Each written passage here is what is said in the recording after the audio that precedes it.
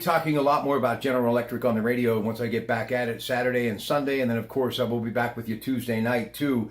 You can phone in at 866-391-1020, Dollar Bank Instant Access, kdkradio.com, and you can text me on the Right Automotive line, the best deal in town. Talking about General Electric being shown the door from the Dow Jones, being replaced by Walgreens Boots Alliance taking its place. Healthcare is big right now. So why healthcare and why not, which I believe Amazon should have at least been given a look to step into that very important slot. So Ted, why do you think Walgreens Boots Alliance takes over for GE? Is it really all about healthcare?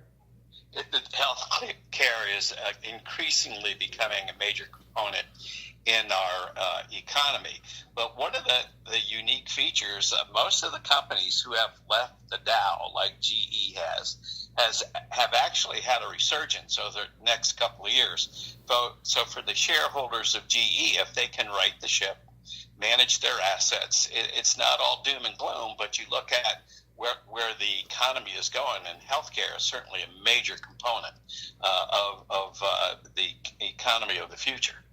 You know, I'm a big fan of Walgreens and CVS and Rite Aid, and of course, the merger possibility between Walgreens and Rite Aid. They have put stores, locations in some very, I think, dilapidated areas, some real estate that obviously was much needed for communities, putting people back to work, helping them with their healthcare needs, so I'm all for that. What about the possibility, and we'll get back to GE, how much more room for growth for those names that I just mentioned and healthcare and the foot that they have right now, which is firmly planted in the landscape across this country of ours? You still think there's a big need for those names like Rite Aid, Walgreens, and of course CVS? Yes, I do. As we straighten out the healthcare component of Obamacare and figure out how the healthcare is going to proceed forward, these companies are going to have major stakes in the next phase of where healthcare is going. So I think those are really companies you got to look at, and especially the synergies that mergers like you're talking about can bring. So I think there's certainly issues and companies to watch over the next couple of years. It's going to be an exciting time, really. All right, in closing, don't forget, Heffron, Tillotson, Your Money and You, everything that is business, Sundays with Jim Meredith in the air chair, Jamie Meredith, your phone calls, Ask the Advisor, morning commentary, 9 a.m. until 11, Heffron.com to find out more, HEFREN.com.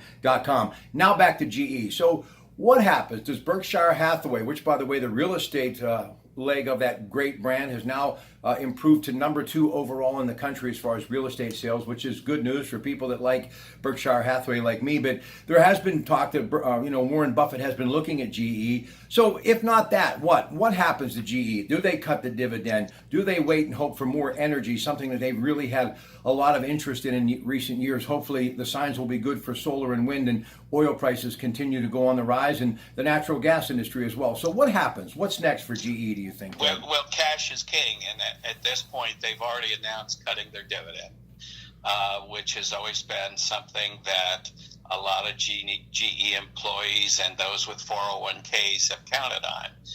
But it's kind of the regrouping phase where they have to go figure out what their core assets are that have the right mix. They used to have NBC. They all these things are filtering out, and if you go back and really tear apart GE's balance sheet over the last since Jack Welch was there, really, he was a great manager, but he did it by managing the numbers. There's an old saying that, marketing guy will tell you how he wants to grow sales, an engineer will tell you how he wants to cut costs, an accountant will tell you, well, what do you want profit to be? So, it's kind of, that's the way it was managed. But like we said, you can only do that so long. So now you cut back to core assets, the ones that really have components for growth. And I agree with you. I think they've got their fingerprints in a lot of energy areas that could really be growth stories for the future. As we say goodbye to Ted, just some personal thoughts. General Electric is another one of those brands that folks have grown up with. Families and generations have really counted on, not only for those paychecks, but what they've done for the local economy, the national economy, the global economy, and yes, all of the great products and things that they're involved with, from those light bulbs to those jet engines to those locomotive engines.